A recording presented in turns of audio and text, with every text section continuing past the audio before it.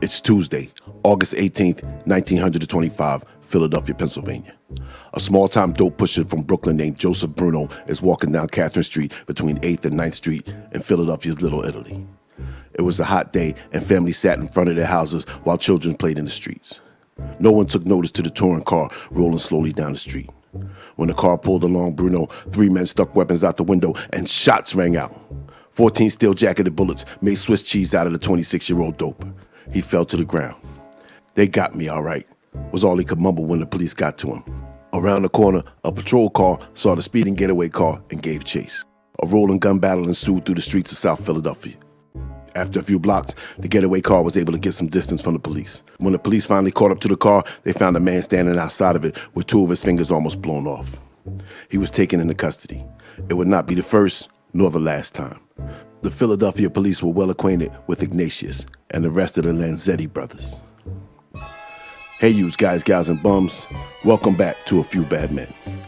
Today we have the story of the Lanzetti brothers, the real-life inspiration for the D Alesio Brothers from season 1 of Boardwalk Empire. Before the Sicilian Mafia controlled Philly, these 6 brothers were the biggest gangsters in South Philly. Their parents hailed from Naples, and they moved to the States sometime in the 1890s and settled in Washington, D.C. Leo was the firstborn in 1895 in D.C. Sometime after that, the family would move to Philadelphia, and Pius, known as Harry, was born in 1898, followed by Ignatius in 1903, Hugo, also known as Willie, in 1902, Lucien in 1908, and Teofilo, a.k.a. Teo, in 1910. Their parents, Ignacio and Rosetta, were very religious, and they named all the boys after popes. All the boys were reportedly good until they turned teenagers, and then one by one, they turned bad. The name Lanzetti is actually incorrect.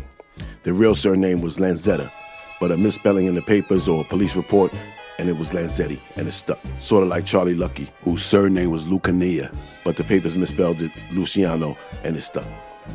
Growing up, the boys were said to be good kids. Their father was a well-respected sculptor, and their religious mother had them in mass every Sunday. But by 1933, the brothers would have a combined 63 arrests, 16 of those for murder. The South Philly the boys grew up in was not like it is today. It had only been 30 years or so since the marshland was drained and the Irish started settling below South Street in what was then known as Moyamensing County. The Italians moved in around the turn of the century and made Philly's version of Little Italy. Back then, the neighborhood was comprised of mostly Neapolitans, and the Sicilians did not yet have a strong presence. The man who was recognized as the first boss of Philly, Salvatore Sabella, was a Sicilian from Castellammare del Golfo, and he mainly operated outside of Philly, in Lancaster County and South Jersey. The Lanzettis ruled the streets of South Philly.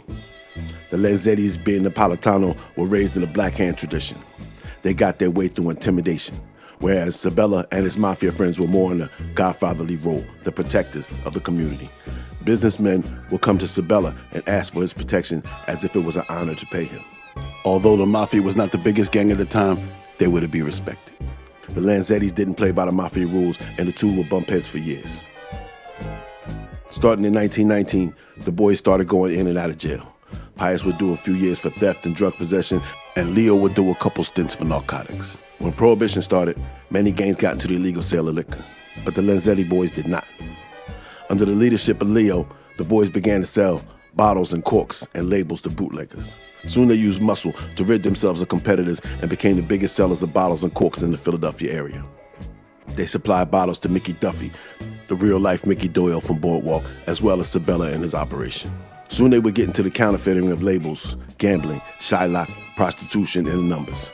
But their biggest earner was dope. During the 1920s, Christian Street between 7th and 8th was seen as an open-air bazaar, and the Lanzettis ruled the area. The money they earned bought them fancy clothes, flashy jewels, fast cars, and faster women. Joseph Bruno had come to Philadelphia in the early 20s, and he had a drug pipeline from his native Brooklyn, and soon he became competition. When he was shot in August of 1925, Ignatius and Leo were arrested but released. Joseph Bruno would die without telling who shot him. The Lanzettis now had a problem. Joe Bruno was a member of the Castellammare clan, and that made him friends with Salvatore Sabella. The day after the Bruno shooting, Ignatius was standing on the corner of 8th and Christian with several other young men when a car pulled up and shots rang out. The young gangsters scattered. Ignatius was hit in the side and taken to Pennsylvania hospital by his brother Willie with non-life-threatening injuries. 5 days after Bruno was shot, Salvatore Sabella, Joe Ida, and John Big Nose Avina pulled up to the corner of 7th and Bainbridge. A fourth man sat behind the wheel. At around 8 p.m., Leo Lanzetti came out of his saloon on 7th Street not far from the corner. As he stood there with his youngest brother Teo, Sabella, Ida, and Avina hopped out of the car wearing masks. They ran up to the brothers and shots rang out. Leo was hit 5 times in the head, chest, and neck. He died on the spot. The shooters ran back to the waiting car and sped off east down Bainbridge Street. Teo was left unharmed but shaken. With Leo gone, Pius was the oldest and he was next up as leader.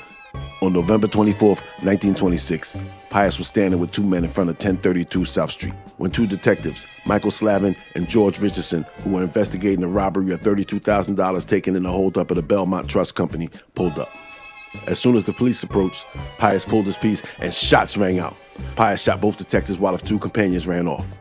The police returned fire and Pius ran upstairs where there was a room full of men playing cards. He overturned the tables, scattering the cards and the players, and jumped out of a second-floor window to the building next door and made his escape. The 2 officers were in the hospital fighting for their lives for weeks before they pulled through. Pius himself was hit in the neck and the shoulder. Every police officer in Philly was looking for Pius, but Pius would stay out of Philly, and some say he was in Detroit. While the cops were looking for Pius, they busted into a house at 8th and Fitzwater. 2 men ran, but were caught a few blocks away. At the house, the cops found opium packaged for sale, and the entire second floor was filled with crates of booze, probably stolen. Pius would be back in Philly on April 6th of next year. He was coming out of his restaurant at 16th and Passyunk when 2 detectives pulled guns and arrested him. Pius admitted to shooting the 2 cops, but he said that he thought that there were bad guys coming to do him harm. His defense fell on deaf ears and he was sentenced to 14 years for the shooting. This was not the norm. Throughout their career, the brothers hardly ever faced any justice. Most witnesses were usually too scared or too dead to testify.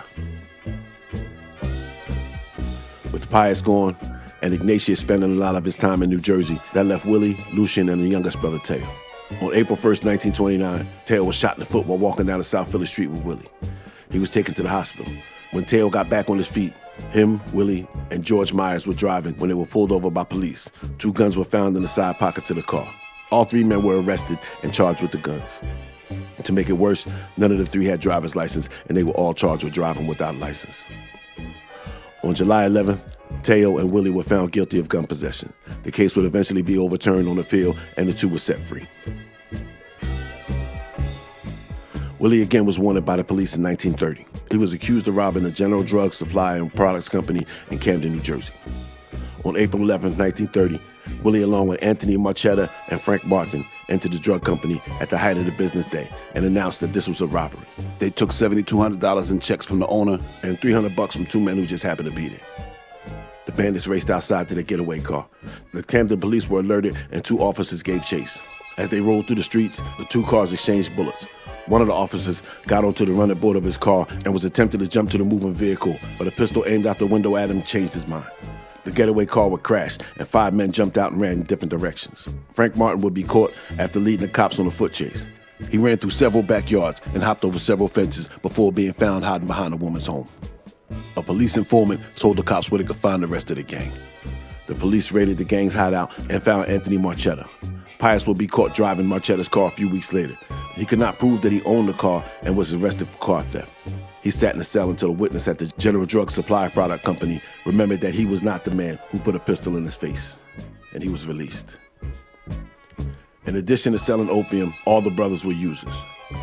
On September 6, 1930, the police received a tip that a hot party was going on, and they raided an opium den at 15th and Poplar Street in North Philadelphia. 19-year-old Teo was arrested along with 3 others. The cops found 4 pipes and 2 pounds of raw opium in a dresser drawer. Teo and the rest were under the influence and were arrested without incident for being drug addicts and for possession of narcotics. He would be found guilty in May, and his sentence was suspended while he appealed. By June of 1931, Pius was out of jail and back in South Philly. On June 27th, he was joined by Teo and Ignatius, also back in town, in a courtroom, lending support to another brother, Lucien. Lucien was on trial for highway robbery. During the witness testimony, Lucien blurted out, "She's not telling the truth." With that, Pius, Ignatius, and Teo rushed the stand and tried to get to the witness. They were prevented from doing so by the bailiffs and were kicked out of the courtroom by the judge. In the hall, the brothers were overheard saying that if Lucien was found guilty and convicted, they were going to get Vincent A. Carroll, the assistant district attorney. Teo said he was going to blow his head off.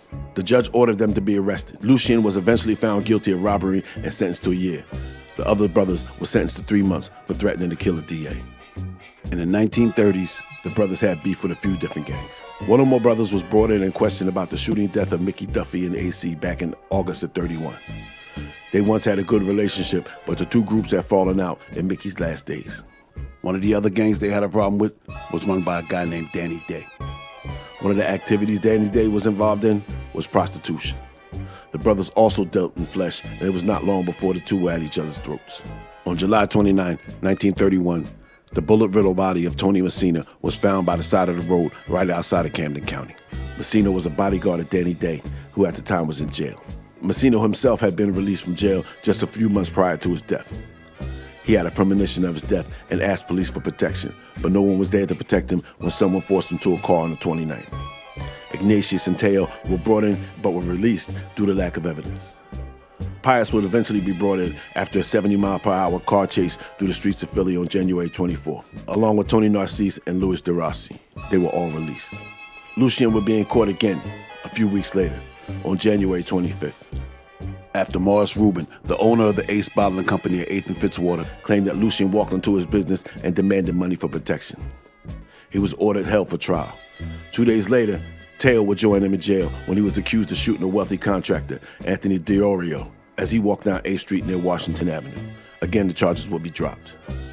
After this arrest, Teo would complain to the judge that he and his brothers were getting arrested so many times that they were getting a bum reputation in their neighborhood.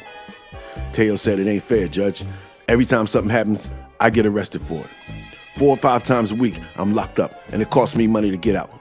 Teo was taken to see D'Orio at Pennsylvania Hospital, where the victim said that he was not the shooter. In April of '32, a reporter at the Philadelphia Bulletin decided that it would be a good idea to write an expose about the upscale gambling joint that the brothers ran right outside of Philadelphia. Teo and Ignatius saw the article and went to pay the reporter a visit.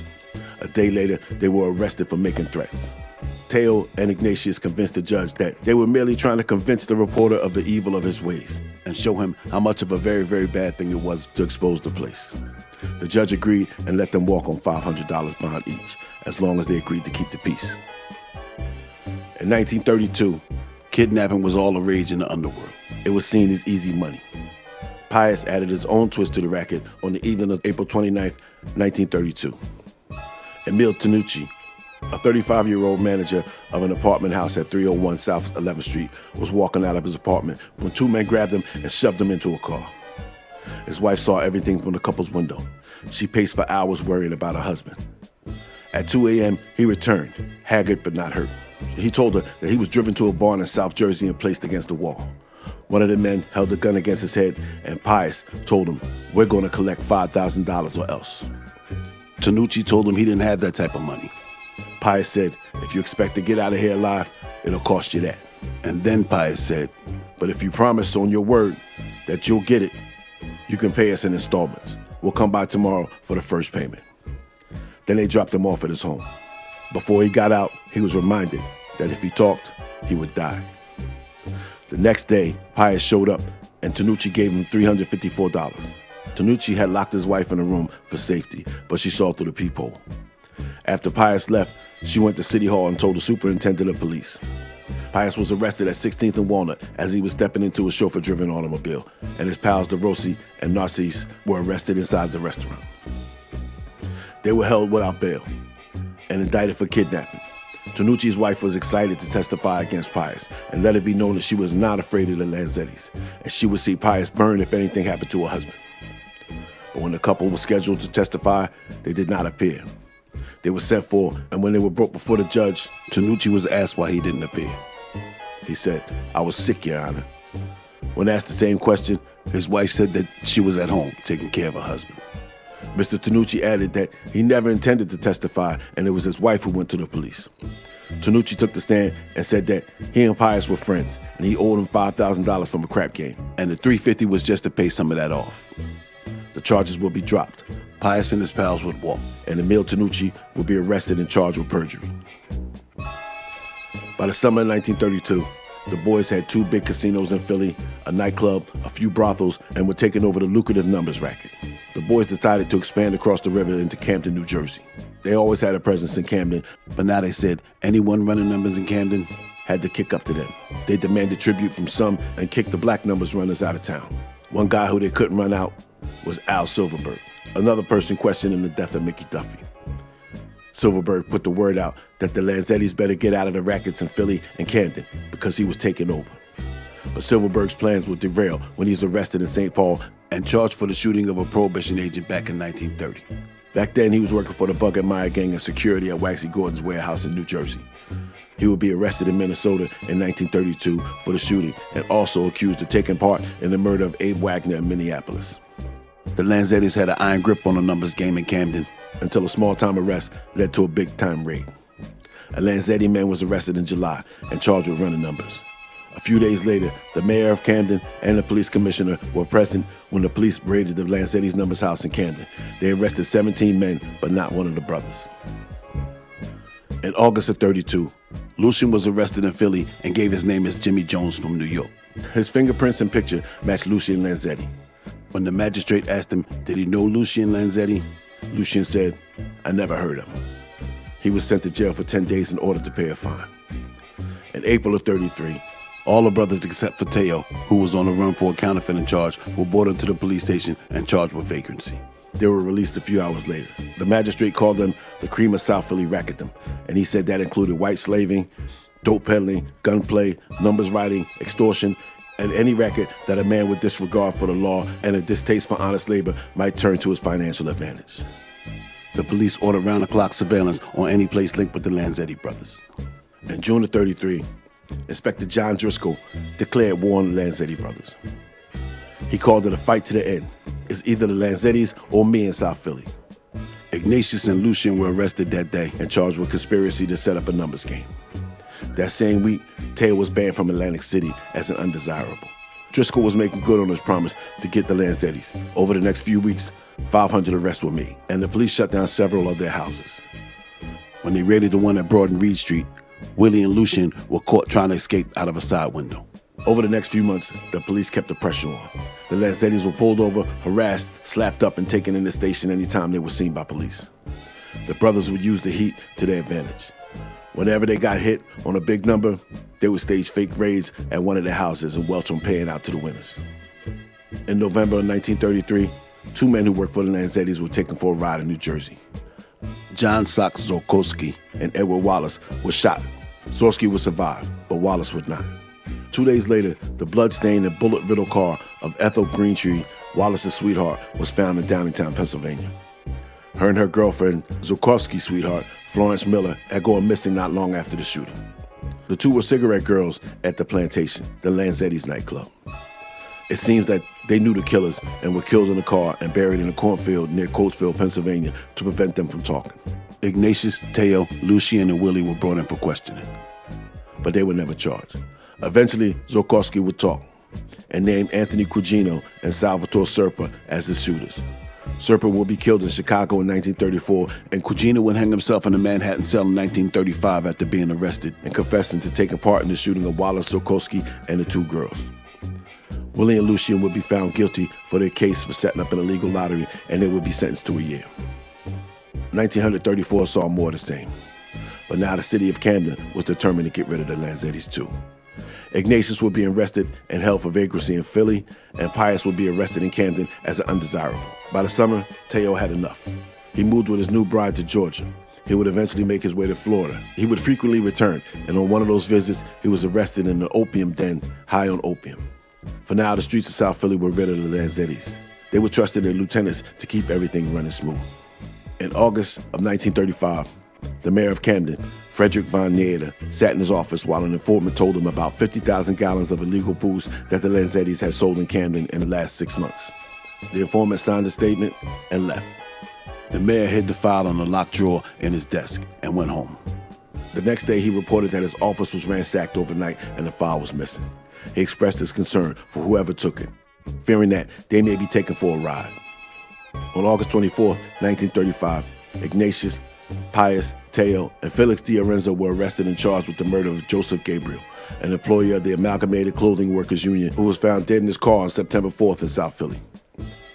But when some of the witnesses against him disappeared and others came down with amnesia, the prosecution was forced to drop the case.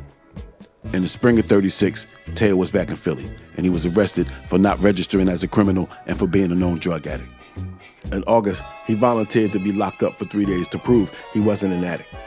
He was observed by detectives and doctors, and after 72 hours, he was released with a negative report. In the summer of '36, Ignatius was arrested in New Jersey and charged with violating the new Gangster Act that forbade known criminals from living in New Jersey. He was held on $10,000 bail that he couldn't raise. In September, he was sentenced to 5 to 10 years as a habitual criminal. By 1936, John Big Nose Avina was the leader of the Philadelphia Mafia. Salvatore Sabella had returned to Sicily, and John was seen as the biggest numbers runner in South Philly. On August 17th, John Avina was standing on the corner of Washington and Passyunk talking to Martin Feldstein when a car rolled up and shots rang out. Avina fell to the ground, 12 slugs heavier, and died instantly. Feldstein was also mortally wounded, but would survive long enough not to tell the police who shot him. An off-duty cop was on his porch and witnessed the shooting. The car that was used by the shooters will be found a few blocks away. Many people saw the men who abandoned the car, but no one would talk. At 3:55 p.m. on New Year's Eve, 1936, Pius ducked into a sandwich shop at 728 South 8th Street. His face was tense and nervous. He bought a pick-me-up drink and took a table in an alcove that kept him out of the view from the streets. Less than 2 minutes later, 3 hard-faced men walked in. Mrs. Grimm, the proprietor, asked them what they wanted. They shoved her out of the way and said, "We don't want nothing." They walked swiftly to the back, found Pius, and shots rang out. 1 shotgun and 2 revolvers barked. One blast of the shotgun blew the crown of Pius's head off. More buckshot peppered his chest. 2 innocent men were shot by strays from the revolver. Samuel Roberts, who was there for a cup of coffee, died at the scene. And Fortunati Starzi got 4 slugs in the back while he was buying cigarettes at the counter. When the police arrived, they found Pius dead. He didn't even have time to open his drink. In 1937, Ignatius would be released from his Trenton cell when his case was overturned by the Supreme Court. He joined Lucien, Teo, and their mother in Florida. The change of scenery did not change the brothers. In August of '37, Teo and Lucien were arrested in Florida for holding up a movie theater for $500. They would be released. The Lanzetti brothers seemed to have a knack for making people want to kill them. In October, gunmen kicked in the door to their estate, carrying shotguns and machine guns. The house and the car were shot up, but Teo and Lucien escaped unharmed. A few days later, Teo was on his way to Leavenworth. He had been sentenced to 3 years for selling dope. Federal agents in Philly intercepted a letter he wrote to George Denalian, asking him for heroin. The agents allowed the deal to take place, and then they arrested Teo and Denalian. That left Lucien, Willie, and Ignatius. Lucien and Ignatius moved to Detroit with their mother. She begged Willie to come with them, but Willie stayed in Tampa. In 1939, Willie felt that it was safe to come back to Philly. On August 1st, 1939, a delivery boy hopped over a stone wall at the estate of Mrs. Thomas Ashton on Morris Road and stumbled over some sacks. He pulled out his pocket knife and cut the bag open and found the bloody face of Willie Lanzetti staring back at him. Willie had been shot once behind the ear with a .25 caliber weapon. The reason some felt it was Willie's time to go is unknown. But his death marked the end of the Lanzetti reign in South Philly. Ignatius and Lucien stayed in Detroit and stayed out of trouble. Teo would join them when he was released. And that, my friends, is the skinny on the Lanzetti Brothers, the real-life D Alesios from Boardwalk Empire. I hope you guys enjoyed the story as much as I enjoyed telling it. I never expected it to take so long. I thought I knew the story and it would be quick. I just needed to brush up on some details, but once I started digging, I just kept coming up with more, and I'm glad. I learned some stuff that I didn't know about these guys, and I hope you did too. I was familiar with the Lanzettis before Boardwalk, and I was happy to see them on it. And now that I have this platform, I can share the story with all you guys. All right, so remember, bump off that subscribe button to make your bones. Break that thumb, ring that bell, and set it for all notifications so you don't miss nothing. And leave comments. I love to read your comments. Every time I sit down to write, I read comments, and it keeps me motivated to go harder. So please leave your comments in the comments. All right? And if you want to support the channel, you can slide a little envelope upstairs to the boss to help the channel run smooth. The link is down below. All right? This has been A Few Bad Men. Keep your nose clean and don't take any wooden nickels. I'll see you in the funnies.